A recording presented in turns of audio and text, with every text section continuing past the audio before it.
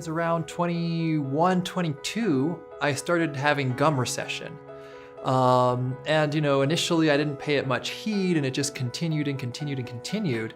And I saw a number of different dentists. No one could really offer me very much. Most of them just said, oh, it's probably genetic or from orthodontics. And so I had increased teeth cleanings, but I didn't get any results with my gums. I've always had really good oral hygiene and clean teeth, no cavities or anything like that. But in spite of that, the gums just continued receding. So a number of different specialists, and again, never received any basic treatments that stopped the recession. And now at 30, it's gotten to the point where I have 15 teeth with the roots almost totally exposed.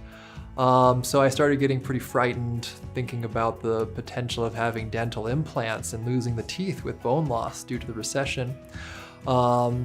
Overall, it was finally confirmed that it was due to the orthodontics, and through a number of different referrals, I ended up coming in to see Dr. Lopez, and he was the first person that could really offer me a concrete and immediate solution to the gum recession through the gingival grafting over the exposed teeth roots, which is the first kind of optimistic view I've had too, that I won't just lose the teeth.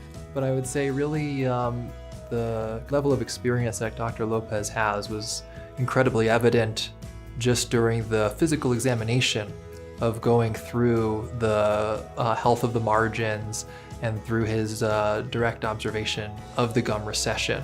His experience really shone through that, and his diagnosis came pretty readily. So the game plan going forward is, of course, keeping the teeth clean, and at the soonest opportunity, we'll start with the gingival graftings, and they'll excise a small amount of gingiva from the palate and apply that over the exposed teeth. Now for me, since there's 15, that'll be 5 visits with 3 months apart. I left Dr. Lopez's office with a great feeling of confidence and optimism, knowing that there was in fact a solution and that we could realize that solution very immediately.